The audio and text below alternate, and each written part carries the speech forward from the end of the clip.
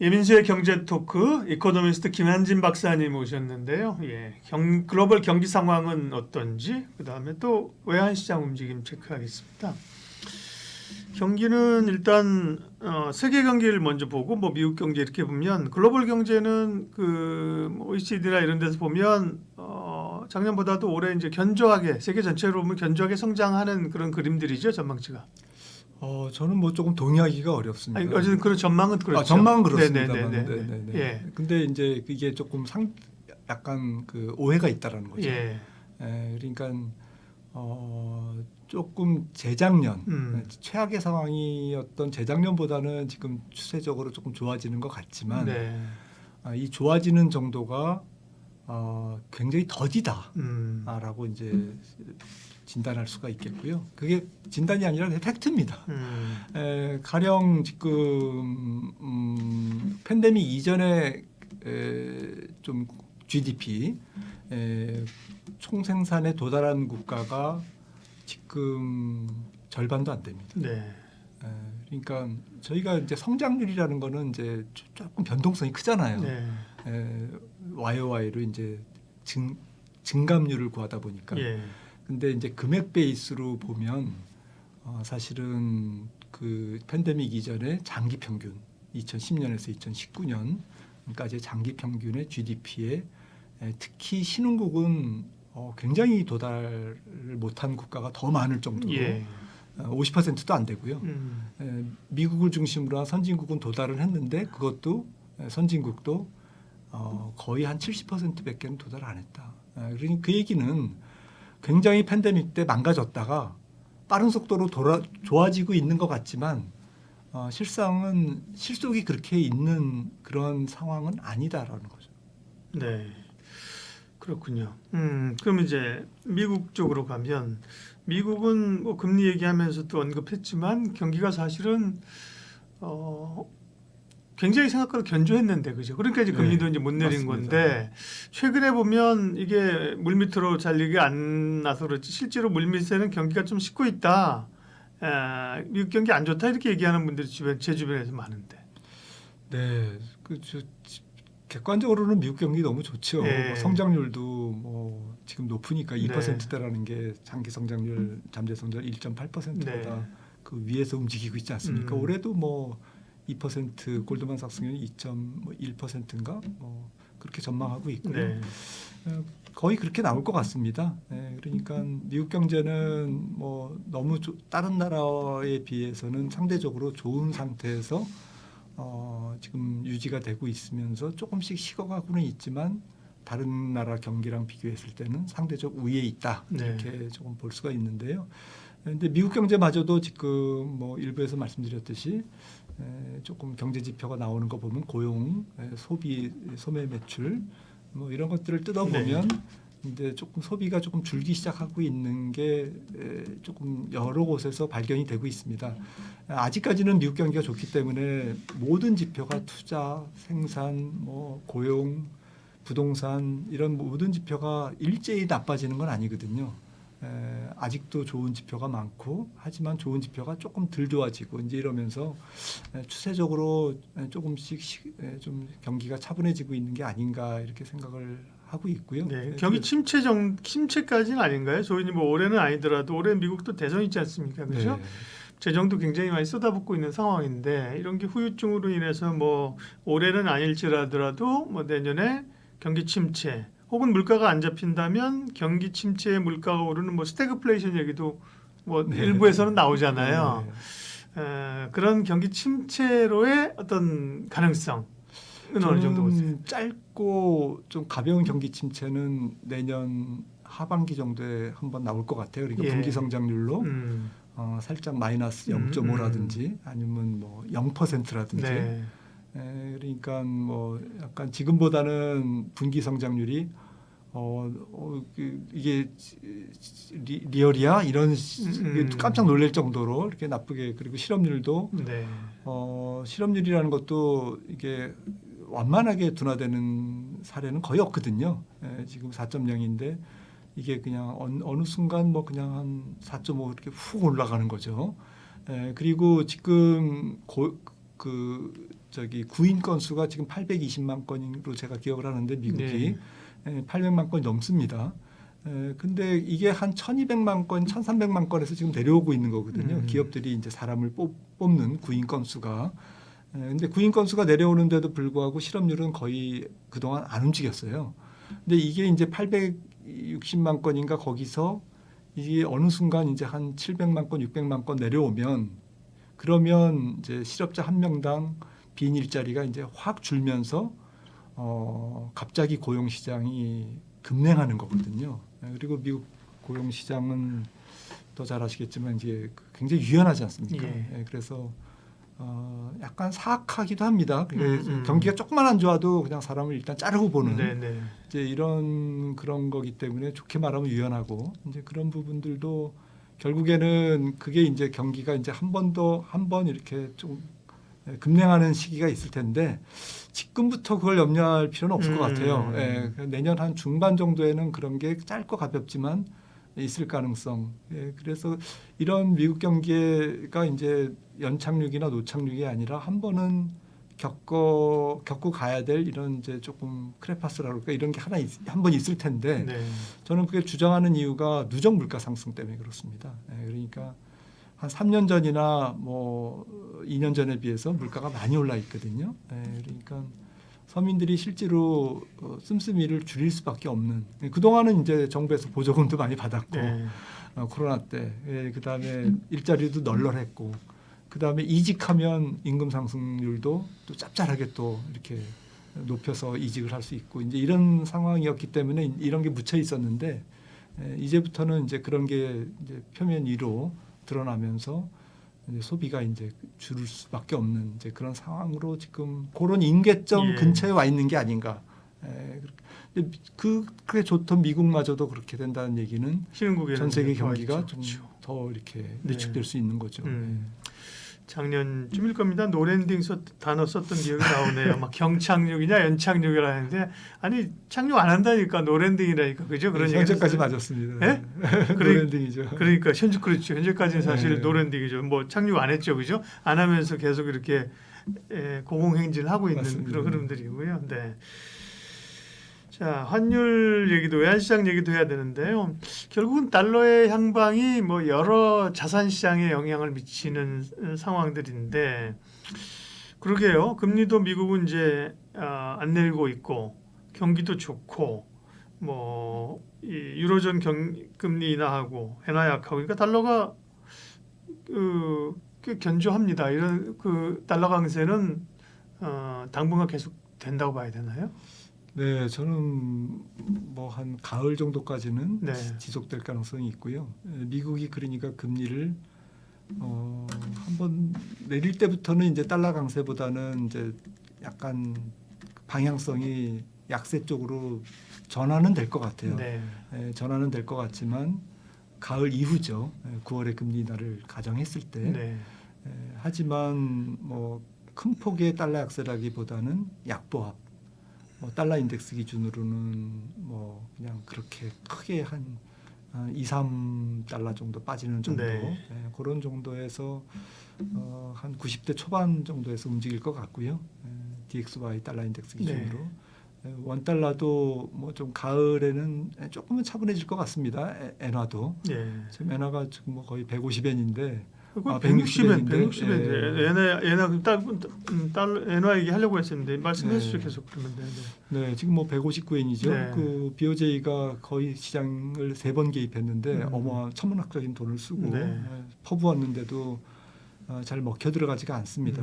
그래서 저는 이게 이제 펀더멘탈의 문제라고 생각해요. 그러니까 아주 중장기적인 펀더멘탈이 미국에 의한 미국 중심의 기업들이 이끌어가는 경기가 되다 보니까 미국은 낮은 인플레이션을 동반하면서 성장률이 높고 다른 나라는 미국보다는 항상 성장이 뒤지면서 성장률 실물 경제에 비해서는 약간 수입 물가가 높은 그런 에너지도 뭐 미국은 자급자족이지만 다른 나라는 좀 수입하는 형편이고 유로존이나 일본도 이런 상태에서 이런 불균형이 매크로적인 장기적인 불균형과 경쟁력의 그 격차가 달러 강세를 만들고 있기 때문에 2015년부터 사실은 달러 강세였습니다. 그래서 지금 거의 10년 가까이 달러가 강세를 네. 굉장히 최장기 역사적으로 예. 최장기 달러 강세고요. 미국도 이제 이 달러 강세가 만약에 지속된다고 하면 제2의 플라자비 같은 것을 아마 해서 아마 조정을 할 것 같습니다. 하지만 이제 그거는 지금은 아니고 한 더 이제 좀 이 부작용이 좀 더 심화돼야 이제 나올 수 있는 문제고요. 상대국이 동의를 해줘야 되니까요. 그리고 상대국 중에 하나는 지금 중국이지 않습니까? 네.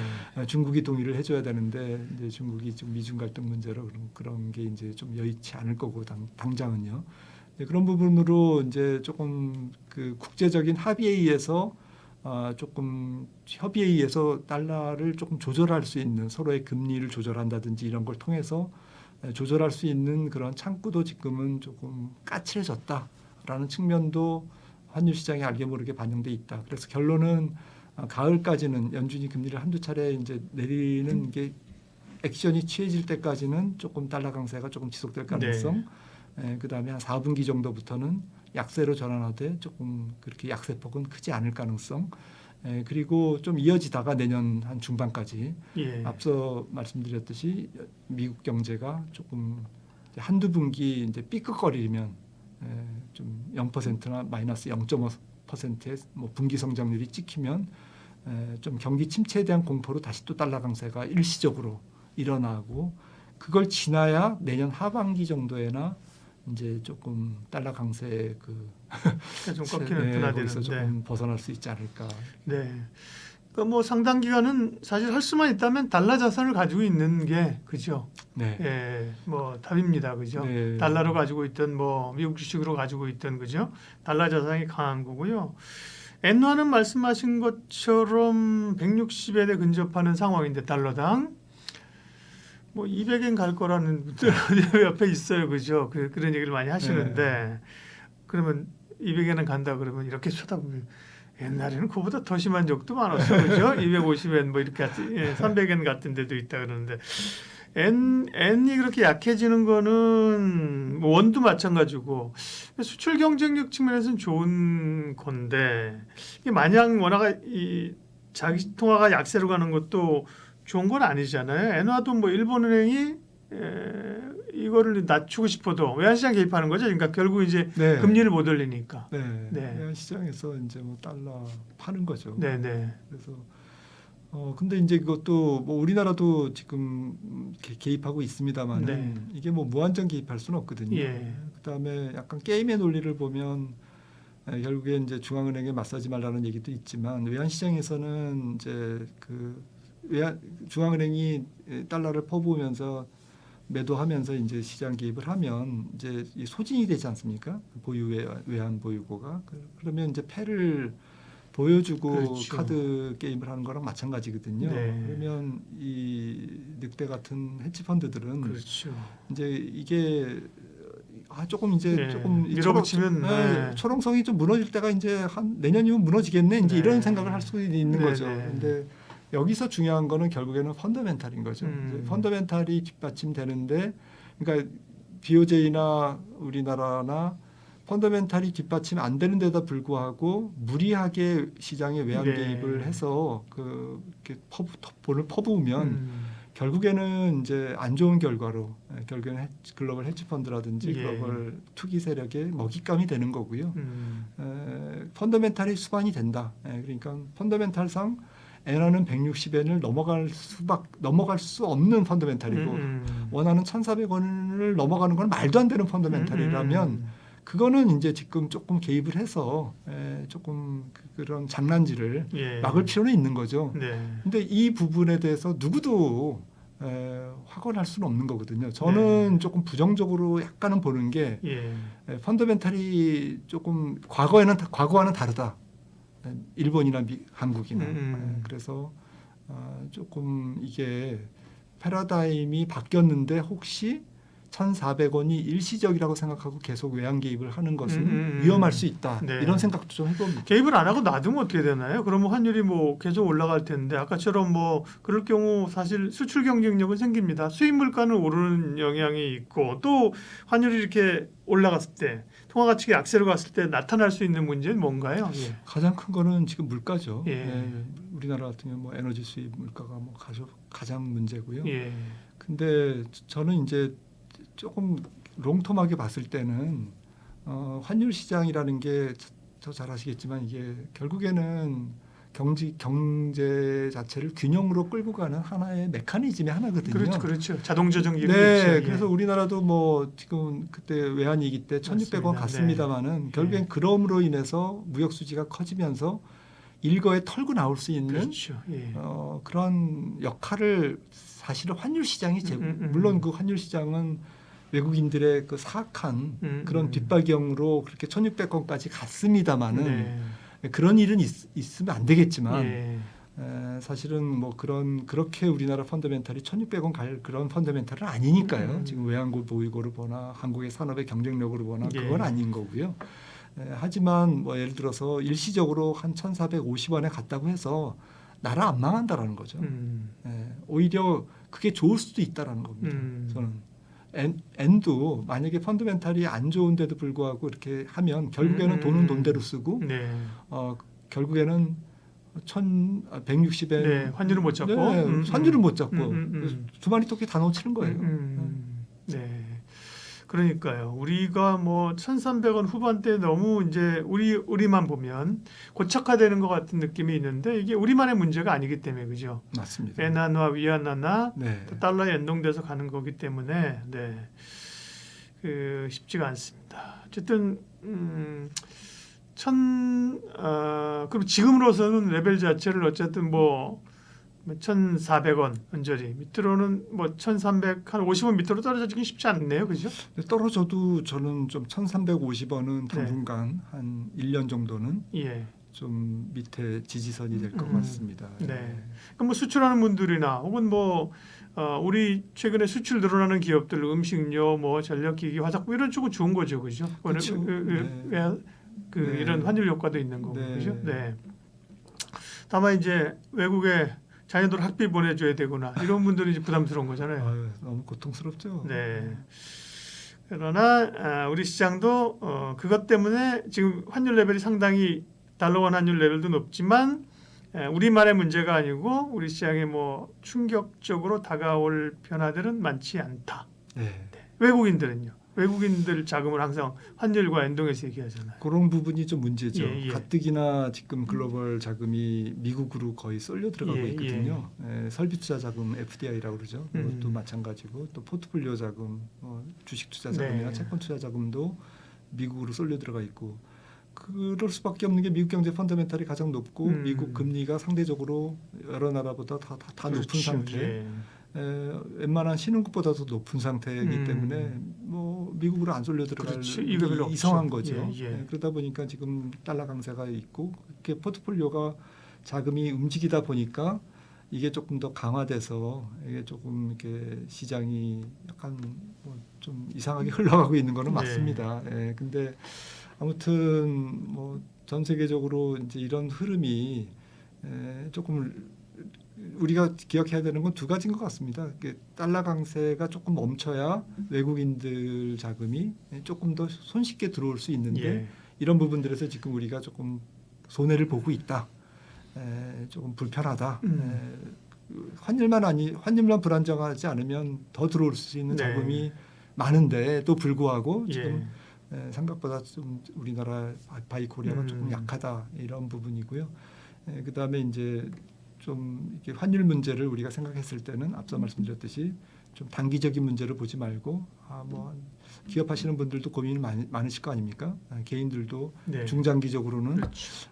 좀 외화 자산에 대한 포트폴리오를 뭐 환율 시장은 결국엔 못 맞추거든요. 예. 우리가 아무리 맞추려고 해도 못 맞춥니다. 그런데 패러다임이 바뀌었다라는 얘기를 왜 드리냐면 달러 강세가 조금 약세로 가는 국면이 이제 얼마 지나면 또 나올 텐데 그게 옛날처럼 이렇게 길게 그러니까요. 원화 강세가 길게 이어지고 네. 1,200원 가고 이런 시기는 조금 요원할 수 있다. 음. 예, 그러니까 조금 달러가 원화가 또 다시 또 강세로 가면 달러가 약세로 가면 그때 이제 오히려 또 미국 주식이나 혹은 달러 자산을 네. 조금 적극적으로 사는 그렇게 역발상을 해야지. 예. 과거보다 훨씬 지금 뭐 환율이 높으니까 이제 무조건 뭐 이제는 이게 만약에 1,200원 밑으로 떨어지면 차이가 얼마 이렇게 생각하면 안 된다는 거죠. 그렇게 생각하면 안 된다라는 거죠. 네. 참 미스테리한 겁니다. 예, 미국 달러는 그렇게 막 인색에 돌려가지고 돈을 막 찍어내는데도 보면 달러는 강하고 그죠? 예, 그렇습니다. 미국은 패권을 쥐고 있기 때문에 아이러니하죠. 예, 패권 국가이기 때문에 할 수 없습니다. 네. 경기 전망, 외환시장 상황 정리했습니다. 김한진 박사님 함께했습니다. 고맙습니다. 네, 감사합니다.